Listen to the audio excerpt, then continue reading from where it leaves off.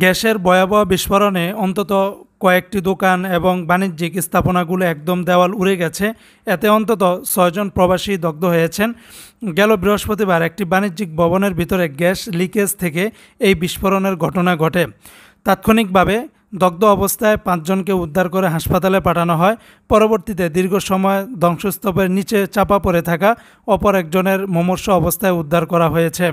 ওমানের গণমাধ্যম মিডিয়াগুলোতে দেখানো হয়েছে যে বিস্ফোরণে ক্ষতিগ্রস্ত বিল্ডিং এবং তার আশেপাশের স্থাপনার দেওয়াল পর্যন্ত ভেঙে পড়ে গেছে। ভবনের সিলিংয়ের বিভিন্ন স্থানে ফাটল দেখা গেছে এবং ভবনের কক্ষগুলোর দেওয়ালও ধসে পড়ে গেছে। ধারণা করা হচ্ছে আগে থেকেই কোনোভাবে গ্যাস লিকেজ হয়ে থাকা তা আবদ্ধ রুমে ছড়িয়েছিল। এক পর্যায়ে আগুনের স্পর্শ পেতেই বিস্ফোরণের এই ঘটনা ঘটেছে। আহত কয়েকজনের অবস্থা বেশ আশঙ্কাজনক বলে জানা গেছে।